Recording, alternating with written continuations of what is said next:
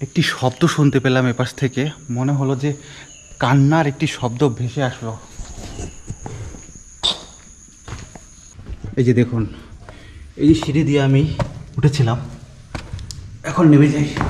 আমার মনে হলো যে কেউ ওখান থেকে উঁকি মারছে। আসলে এসব জায়গায় একা আসাটা, ও যমুনা তীরবর্তী প্রায় 100 বছরের পুরনো পরিত্যক্ত জমিদার বাড়ির ভবনগুলোতে কোনো অদৃশ্য শক্তি বসবাস করছে। পুরো জমিদার বাড়িতে রয়েছে 100টি কক্ষ। কয়েকটি কক্ষে লুকিয়ে আছে অতীতের রহস্য। স্তব্ধ হয়ে পড়ে আছে এই কক্ষগুলো। এখন এখানে কোনো লোকজন নেই, একেবারে ফাঁকা পুরো জমিদার বাড়িটি।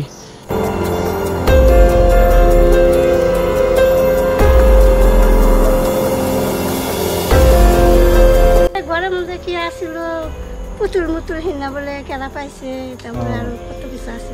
আজব দরজা এটি, কেমন যেন রহস্যময় একটি দরজা। দেখুন না কত সুন্দরভাবে তৈরি করা হয়েছিল এই অংশটি। এটি একটি সাপের খোলস। সাপ যখন নিজের চামড়া পরিবর্তন করে তখন তার খোলসটি ফেলে দিয়ে যায়। এটি হয়তোবা সেখানে ঝুলে আছে, দেখেন না। বর্তমানে থমথমে ভুতুরে এই জমিদার বাড়ির জমিদারদের অনেক অত্যাচারের গল্প শোনা যায়। আঙুল যদি হাতে নিয়ে এসে না, তো অগর দেখে আমাকে প্রণাম করে পাশ করে পাইছে। ও মানে পিছন দিয়ে যেতে হতো, মানে কেউ সামনে পা না যাওয়া যায়। ও মানে ওনার যে নিয়ম ছিল যে ওনাকে দেখলে প্রণাম করে পিছনের দিকে যেতে হয়।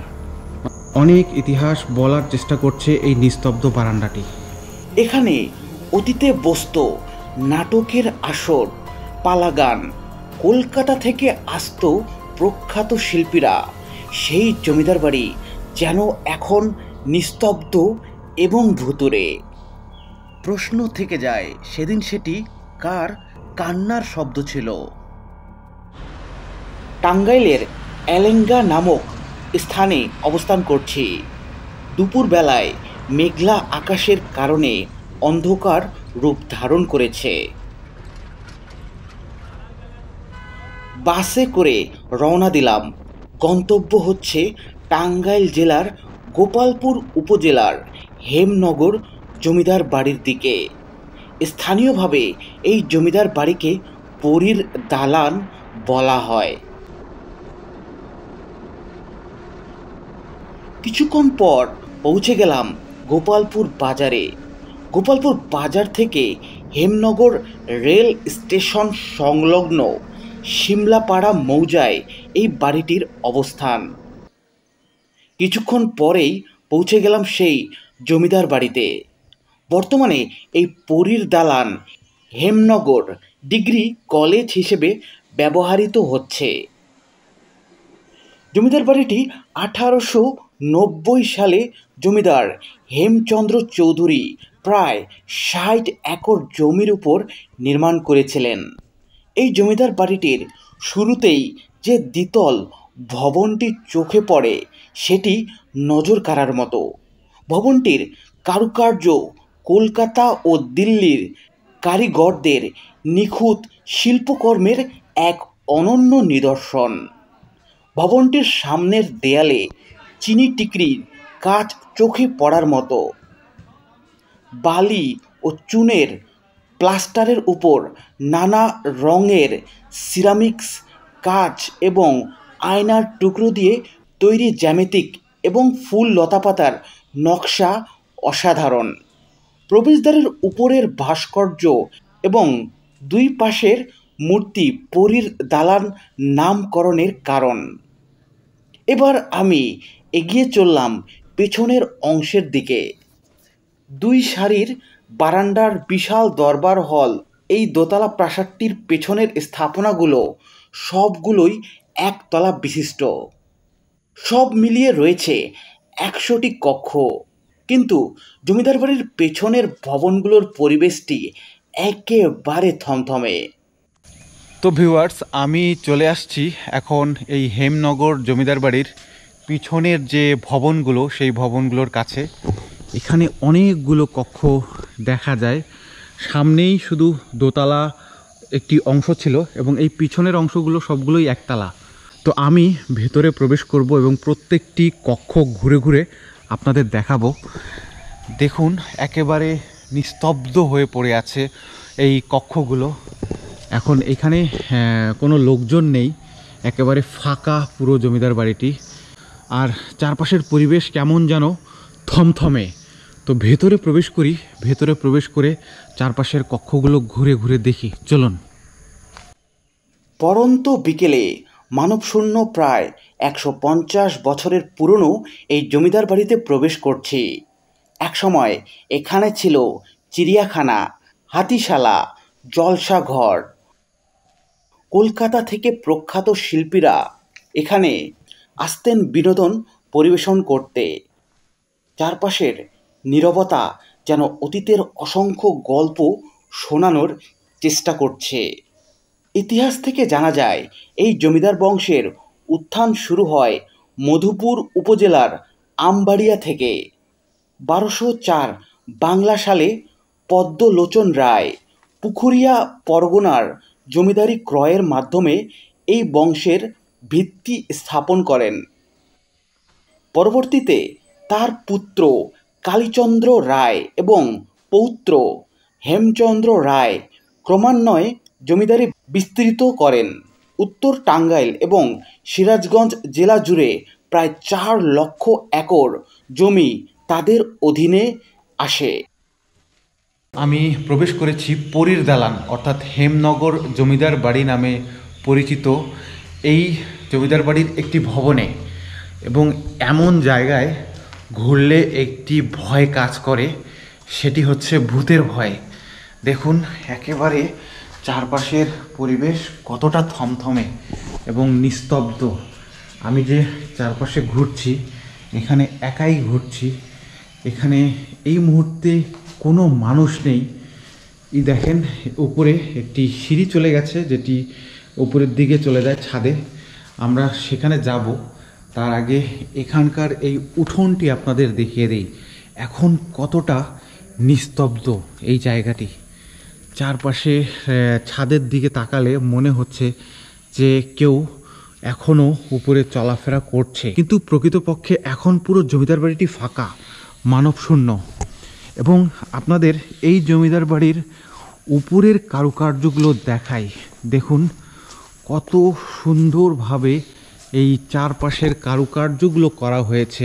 এই যে উপরে দেখুন, এগুলো লতা পাতা ফুল বিভিন্ন রকম নকশা তৈরি করা হয়েছিল সেই সময়ে, এখনও সেগুলো টিকে আছে।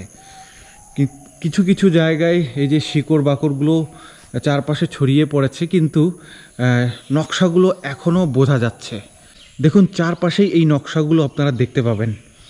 তো আমরা সেই ছাদে উঠব। এখানে একটি সিঁড়ি আছে, সেই সিঁড়ি দিয়ে ছাদে উঠি, চলুন। এখন এখানে চারপাশে এই পরিবেশে আমি যে একা হাঁটাচলা করছি, আমার মনের মধ্যে একটি ভয় কাজ করছে যে কোনো অপ্রীতিকর ঘটনা যাতে না ঘটে। এই যে দেখুন এই পরিত্যক্ত সিঁড়ি দিয়ে আমি এখন উপরে উঠব। উপরে উঠে আসলে এখন যাওয়ার জায়গাটি আছে কি না সেটিও দেখতে হবে। বন্ধ করে দেওয়া হয়েছে আসলে এই ছাদটি। হয়তোবা অনেকেই যেতেন এই ছাদে ঘুরতেন, কিন্তু এখন জায়গাটি একেবারে বন্ধ করে দেওয়া হয়েছে। দেখি প্রবেশের অন্য কোনো পথ আছে কিনা।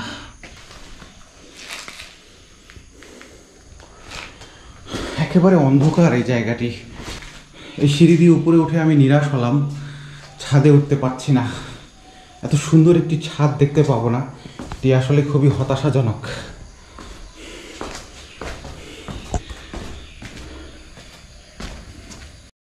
উনিশশো 71 সালের মুক্তিযুদ্ধে এই জমিদার বাড়িটি মুক্তিযোদ্ধাদের আশ্রয়স্থল এবং গুরুত্বপূর্ণ ঘাঁটি হিসেবে ব্যবহৃত হয়েছিল। এই ভবনগুলোর পিছনে রয়েছে শান বাঁধানো ঘাট সহ একটি বিশাল দিঘি। শেষ বিকেল বেলায় যেন এই দিঘির পাড় এক ভয়ঙ্কর সুন্দর রূপ ধারণ করেছে।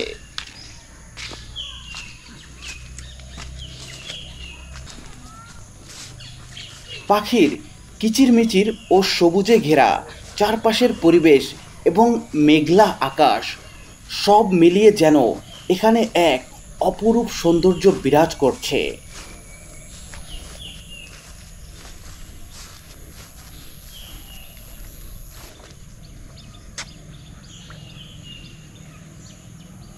তো ভিউয়ার্স, আমি এসেছি হেমনগর জমিদার বাড়ির একটি দিঘির পাড়ে।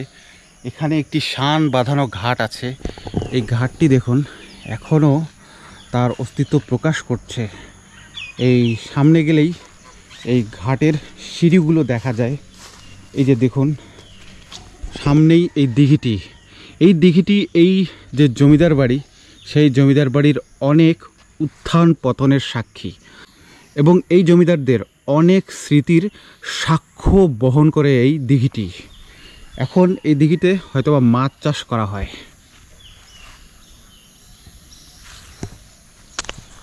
এখানে একটি শৌচাগার দেখতে পাচ্ছি। এই যে দেখুন, এই শৌচাগারটি সেই সময় ব্যবহার করা হতো, কিন্তু এখন একেবারে পরিত্যক্ত। এখানে 3টি অংশ দেখতে পাচ্ছি এই শৌচাগারের। চারপাশের পরিবেশ একেবারে সবুজ শ্যামলে ভরা, কিন্তু নিস্তব্ধ। এখানে প্রচুর পাখির কিচিরমিচির শুনতে পাবেন। বিকেলবেলা এসেছি আমি এই জমিদার বাড়িতে। জমিদারটা কেমন ছিল? জমিদার এমনি ভালো ছিল, কিন্তু জমিদারটা রাস্তাঘাট দিয়ে কোনো ছাতি মরে যাইতে দেয় নাই। আচ্ছা আচ্ছা, পিছায় পিছায় জান রাখছে। এই যে এই জমিদার বাড়িটা যেটা দেখা যায়, হ্যাঁ এটা আপনি কতদিন থেকে দেখছেন? মানে আপনার স্থানীয় বাসা কি এখানে? হ্যাঁ, জমিদারদের দেখছিলেন কখনো? আমি যখন ছোটো ওই বয়সে, হ্যাঁ হ্যাঁ। তখন বাচ্চা তারা আঙুল যদি হাতে নিয়েছে না, তো অগর দেখে আমাকে প্রণাম করে 5 মিনিট পাইছে। ও মানে পিছন দিয়ে যেতে হতো, মানে কেউ সামনে পা না যায়। ও মানে ওনার যে নিয়ম ছিল যে ওনাকে দেখলে প্রণাম করে পিছনের দিকে যেতে হয়। হ্যাঁ, মানে একটু অত্যাচারী ছিল। ও চেষ্টা ছাতি মধ্যে দেওয়ার জানি কে আচ্ছা আচ্ছা। এরকম জায়গা দিয়ে আটকে গেছে। ও, তো ওনারা চলে গেলেন কবে? চলে গেছে ওই যে 88 আছে বন্যা খেল না, 88-র বন্যাতে? বন্যার পরে আগে চলে গেছে। হ্যাঁ। ও, তো ওনাদের শেষ বংশধর যারা ছিল তারা তো এখন আর কেউ নাই? নাই, সবাই চলে গেছে। সবাই চলে গেছে। তারপর থেকে এটা ফাঁকা। উঁচু ও প্রশস্ত দেয়ালে ঘেরা বাড়ির ভেতর সুপেয় পানির জন্য একাধিক কূপ খনন করা হয়েছিল। এখনও কয়েকটি কূপ জমিদার বাড়ির চারপাশে ছড়িয়ে ছিটিয়ে আছে। তো ভিউয়ার্স, বলা হয় এই জমিদার বাড়িতে 10টি কুয়া ছিল। তো সেই কুয়াগুলো এখনও রয়ে গেছে বিভিন্ন জায়গায় ছড়িয়ে ছিটিয়ে। এই যে সামনে আমি এগিয়ে যাচ্ছি সেই তখনকার একটি নির্মিত কুয়ার দিকে। আর এই জায়গাটি দেখেন এই ভবন থেকে কিছুটা দূরে, মানে এই কূপটি। তো সামনে যাই দেখি এখন এই কূপের গভীরতা কতটুকু। যতদূর বোঝা যাচ্ছে খুব একটা গভীর না, মাটি ভরাট হয়েছে। এই যে দেখুন একেবারে মাটি ভরাট করা হয়েছে, এখন গাছ লাগানো হয়েছে এখানে। এবং ওপাশে আরেকটি কুয়া দেখা যায়, ওই যে দেখুন। চলুন সেটিও আপনাদের দেখিয়ে দিই। সেই সময় এই কুয়াগুলো থেকে এই জমিদার পরিবারের লোকজনেরা পানির চাহিদাটি মেটাতেন। এখন সেই কূপগুলো একেবারে পরিত্যক্ত, কিন্তু এই জমিদারি ইতিহাসের সাক্ষী। এখানে একটি কুয়া দেখলাম এবং ওখানে আরেকটি কুয়া দেখলাম। তো ভিউয়ার্স, এই যে দিঘিটি দেখছেন, এই দিঘির পাড়েই এখানে বসার জায়গা করা হয়েছিল। সেই সময় হয়তোবা জমিদার পরিবারের লোকজনেরা এখানেই এসে বসতেন, একটি বিকেল পার করে দিতেন, মানে অনেক সুন্দর মুহূর্ত কাটাতেন এখানে বসে। শুনছি যেখানে রাজার বাড়িরা আসছিল, হেরা বলে পালাই গেছে, এইটুকুই শুনছি। হেরে যে এমনি দেখলাম। ও পালাই গেছে। হ্যাঁ, কোনো পাড়ায়- ঘটনা জানেন রাজবাড়ির বা কোনো কিছু শুনছেন ওদের কোনো ঘটনা এই সম্পর্কে না কোনো- ওই না শুনি নাই, এমনি বলে ঘরের মধ্যে কি আসিল পুতুল মুতুল হিনা বলে কেনা পাইছে, তারপরে আরো কত কিছু আসিল। এককালে পূজার সময় আলো ঝলমলে হয়ে উঠত পুরো এলাকাটি। নাটকের আসর বসতো, পালাগান হতো, দূর দূরান্ত থেকে লোকজন আসতো।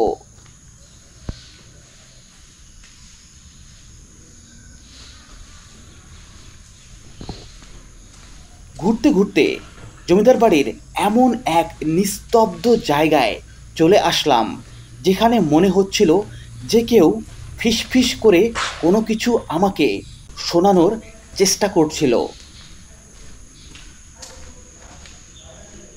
কিছুক্ষণ পর শুনতে পেলাম এক অদ্ভুত শব্দ।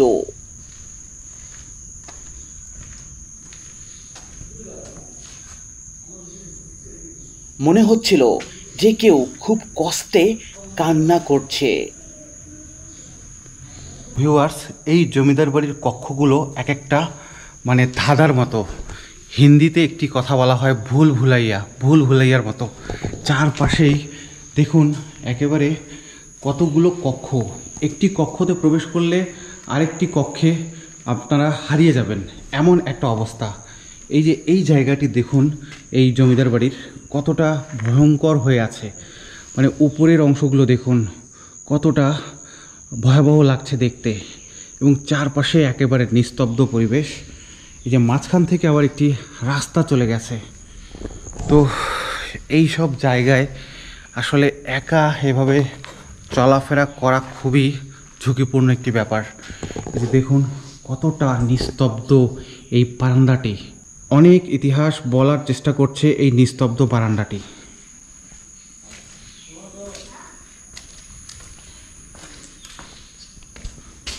এবং এই কক্ষগুলো, এখানে দেখেন একটি ছোট অংশ দেখা যায়, এটিও হয়তোবা কোনো কুঠরি ঘরের মতো কক্ষ ছিল। এই যে দেখুন এখানে কুলঙ্গি দেখতে পাচ্ছি, এই যে কুলঙ্গি, এবং এখানে একটি আলমারির মতো অংশ দেখা যাচ্ছে। তবে উপরের সিলিংটি খুবই সংকীর্ণ। এবং এই যে দেখুন এই কক্ষটির উপরের লোহার বিমটি কতটা মজবুত এখনো।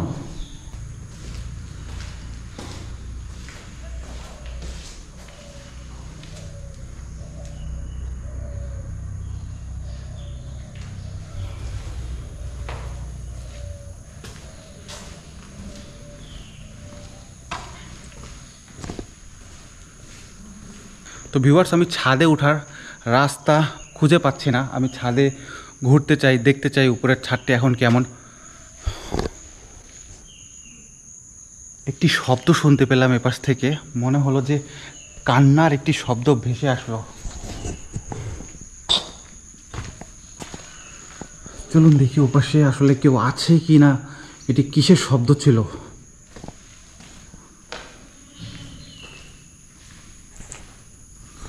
আসলে এখন একেবারে সন্ধ্যা নামবে এবং আমি আসার পথে কাউকেই পাইনি, এবং এখনও এই জায়গাগুলোতে কোনো মানুষ নেই। দেখি আমি ছাদে যত তাড়াতাড়ি পারি উঠে এই ভিডিওটি শেষ করে এখান থেকে বের হয়ে যাব, কারণ সন্ধ্যা নামলে তখন আরও বিপদ ঘটতে পারে।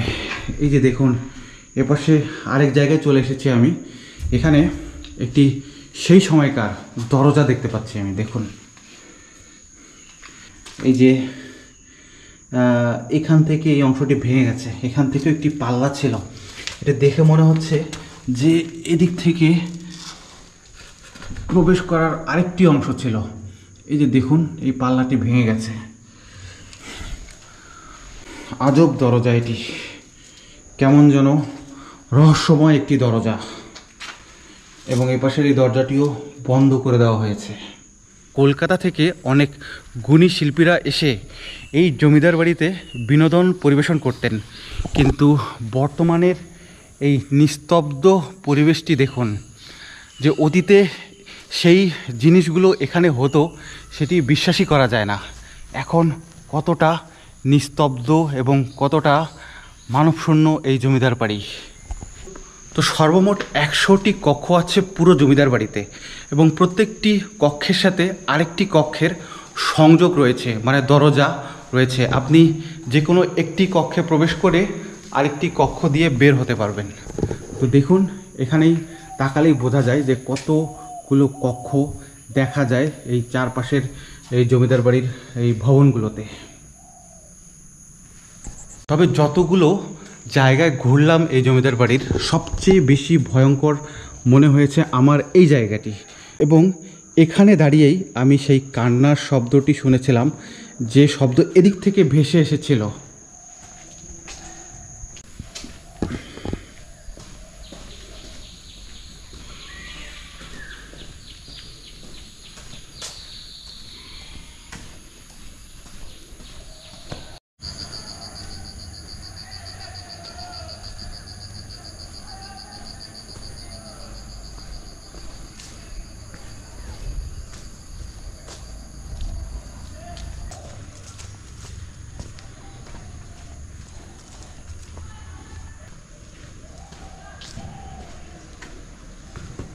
তো ভিউয়ার্স, এপাশে ছাদে ওঠার একটি সিঁড়ি আছে, তবে জায়গাটি প্রচুর অন্ধকার।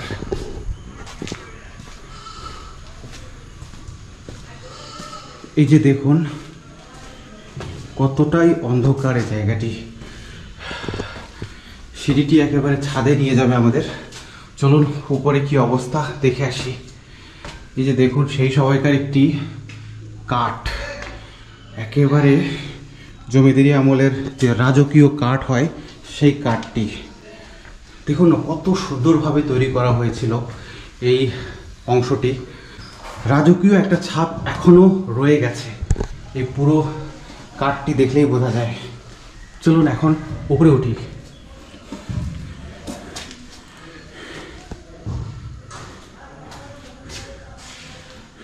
দেখুন, এখানে একটি ছোট কক্ষ দেখতে পাচ্ছি এবং ছোট ছোট জানালা দেখা যাচ্ছে। এই যে সেই সময়ে ভেন্টিলেটরের মতো জানালাগুলো তৈরি করা হতো, মানে বাতাস চলাচলের জন্য। এপাশে তাকালে একটি মাঠ দেখা যায়, আমরা এপাশে যাই।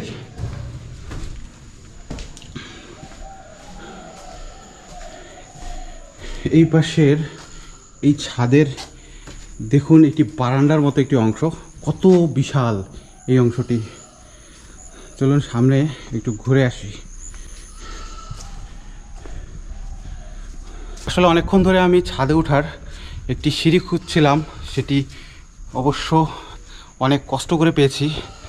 এই যে দেখুন, এপাশে আরেকটি ছাদ এবং এপাশে একটি ছোট কক্ষ।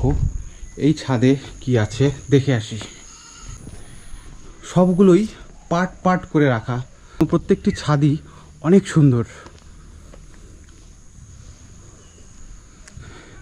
যে পাশ থেকে আমি আসলাম, সন্ধ্যা নামতে আর বেশি সময় নেই, আর মাত্র আধা ঘন্টার মধ্যেই সন্ধ্যা নামবে, মানে সূর্য ডুবে যাবে। তার আগেই আমাকে এখান থেকে চলে যেতে হবে। এই যে এখানে একটি সিঁড়িঘর, এই সিঁড়িঘর দিয়েই তখন আমি উপরে উঠতে চেয়েছিলাম, কিন্তু পারিনি, এটি বন্ধ করে দেওয়া হয়েছে। ও বাবা, কি বিশাল গাছের শিকড়! আমি দেখে ভয় পেয়ে গেছি। আমি মনে করেছি কোনো বিশাল সাপ এখানে ঝুলে আছে। এই যে এপাশ থেকে আমি আসতে চেয়েছিলাম, কিন্তু এই জায়গাটি বন্ধ করে দেওয়া হয়েছে। এই যে এখান থেকে আসা যেত। এপাশেও একটি বিশাল ছাদ। আপনাদের এখান থেকে নিচের অংশ দেখাই। এই যে দেখুন, নিচের অংশটি কতটাই এখন নিস্তব্ধ মনে হচ্ছে। চারপাশেই গাছপালা, এই ছাগলগুলো ছাড়া আর কেউ নেই। এই যে দেখুন, এই সিঁড়িঘরটি উপরে কতগুলো গাছের শিকড় বাকড় দেখা যাচ্ছে। এখানেও একটি সিঁড়িঘর। তো চারপাশের ছাদটি ঘোরার পর মনে হলো যে এখনও এগুলো আগেকার মতোই আছে, শুধু শিকড় বাকড় গাছপালা জন্মেছে। যদি একটু রক্ষণাবেক্ষণ করা হয় তবে আগের যে অবস্থা সেই অবস্থায় ফিরিয়ে নেওয়া সম্ভব। তো ভিউয়ার্স, এখানে একটি জিনিস আপনাদের দেখাবো। যেটি এই জমিদার বাড়ির সবচেয়ে আকর্ষণীয় একটি অংশ। আপনাদের দেখাই, এই যে দেখুন এখানে একটি ছোট্ট সিঁড়ি চলে গেছে, এই সিঁড়িটি উপরের দিকে যায়। তো ভিউয়ার্স, আমি ওই একই কান্নার শব্দ আবার শুনতে পেলাম, যেটি নিচে শুনতে পেয়েছিলাম, এদিক থেকে আসলো কোথাও থেকে। আসলে এমন জমিদার বাড়িতে কখন কি শব্দ বিভিন্ন জায়গা থেকে ভেসে আসে সেগুলো আসলে অনুমান করা মুশকিল। কিসের সেটাও খুঁজে বের করা খুবই মুশকিল, কারণ বাতাস চলাচল করছে চারপাশে, হতে পারে অন্য কিছু, আবার মনের মধ্যে একটা আতঙ্ক থেকে যায়। তো চলুন, এই ছোট সিঁড়িটি দিয়ে আমি উপরে উঠলাম। এই যে এই জায়গাটি খুবই ছোট, মানে এখানে প্রবেশের যে জায়গাটি সেটি খুবই ছোট, এবং এই সেই পরী, দুটি পরী এখানে দেখা যায়। এই যে দেখুন, সামনের দিক থেকে যদি দেখাই তাহলে আরও ভালো লাগবে, এটি পিছনের দিক। এবং এই পাশের এই ছাদগুলোতে এখানে যে উঠার অংশগুলো ছিল সেগুলো হয়তোবা ভেঙে গেছে। এই যে এখানে হয়তোবা উঠা যেত, সেই অংশগুলো এখন নেই। আমি তাও উপরে উঠে আপনাদের দেখাবো। এবং এ পাশে যাই,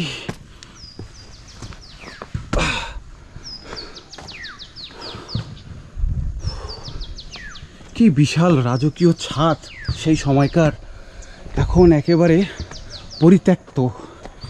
এগুলো আসলে একটু যত্ন নিলে সব আগেকার অবস্থায় ফিরিয়ে আনা সম্ভব। এই যে দেখুন, উপর থেকে নিচের অংশ কতটা ভয়ঙ্কর লাগছে। সেই শব্দ শোনার পর থেকে এখানে আর থাকার ইচ্ছাটা হচ্ছিল না।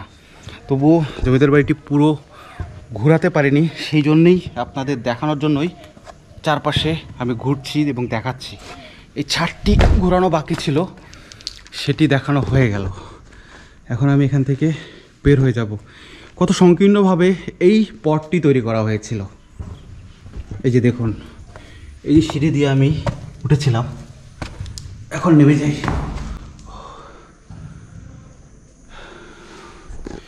এখানে এই জায়গাটিতে আমি আপনাদের ক্যামেরায় হয়তো বা সেটি আসবে না, আমি হঠাৎ করে মনে হলো যে কেউ যেন তাকাচ্ছিল। এটি কেন হলো আমার সাথে বুঝলাম না। আসলে এখন তো কেউ নেই, তো ওখান থেকে কেউ উকি মারবে। আমার মনে হলো যে কেউ ওখান থেকে উকি মারছে। আসলে এসব জায়গায়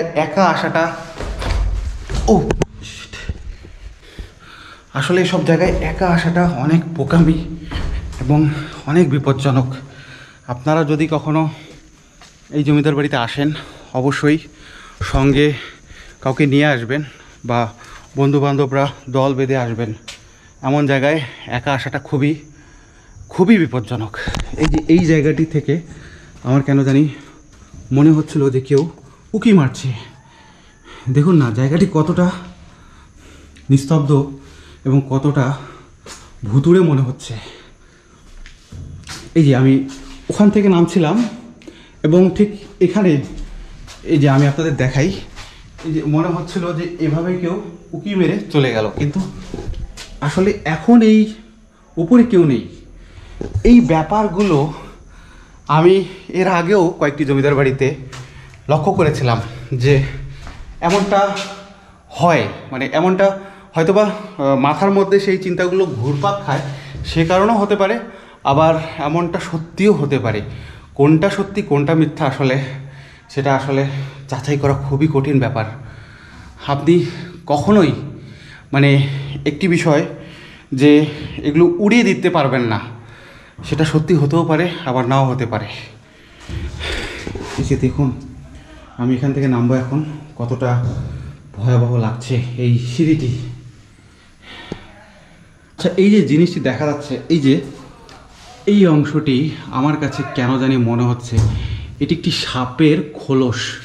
সাপ যখন নিজের চামড়া পরিবর্তন করে তখন তার খোলসটি ফেলে দিয়ে যায়, এটি হয়তোবা সেখানে ঝুলে আছে। দেখেন না কতটা ভয়াবহ লাগছে। এটি কোনো গাছপালার শিকড় না, গাছপালার শিকড় হলেও ওদিক থেকে আসতো, এটি হয়তোবা সাপের কোনো খোলস হতে পারে। চাই এই জায়গা থেকে নেমে যাই। আমার এখানে আর ভালো লাগছে না, খুবই অস্বস্তি বোধ করছি আমি এই জায়গাটিতে। মানে ছাদে ওঠার পর থেকে অস্বস্তিটা আরও বেড়ে গেছে। কতটা নিস্তব্ধ। সূর্য অস্ত যাচ্ছিল, তাই জমিদার বাড়ি থেকে বের হয়ে গেলাম। তখন সুবর্ণখালী বন্দরে ভারতের আসাম ও কলকাতা থেকে স্টিমার আসতো। এই জায়গাটার নাম কি সুবর্ণখালী বন্দর? জি জি সুবর্ণখালী। এখান এই নদীপথ দিয়ে কি ওই যে জমিদারি আমলে ভারত যাওয়া যেত? ওই মধ্যে খাল আছে, এদিক দিয়ে যেত নাকি? ওই ভিতর প্রায় গিয়ে গেলি সামনে খাল আছে। ও আচ্ছা আচ্ছা, মানে আগে আগে এখানে স্টিমার লঞ্চ সব আসতো, ভিড়তো আগে। আপনি কি দেখছেন কখনো? না, না, না। আপনার জীবদ্দশা দেখছেন কখনো? দেখেন নাই? এছাড়া 1905 সালে হেমচন্দ্র চৌধুরী সহ কয়েকজন হিন্দু জমিদারের উদ্যোগে ও প্রচেষ্টায় ময়মনসিংহ হতে জগন্নাথ ঘাট পর্যন্ত রেল লাইন সম্প্রসারণ করা হয়। এখনও সঠিকভাবে রক্ষণাবেক্ষণ করলে এই জমিদার বাড়িটিকে পূর্বের অবস্থায় ফিরিয়ে আনা সম্ভব। এই জমিদার বাড়ির আরও কোনো ইতিহাস জানা থাকলে তা কমেন্ট বক্সে জানাতে ভুলবেন না। আমার এই চ্যানেলে নতুন হয়ে থাকলে অনুগ্রহ করে চ্যানেলটি সাবস্ক্রাইব করে রাখুন।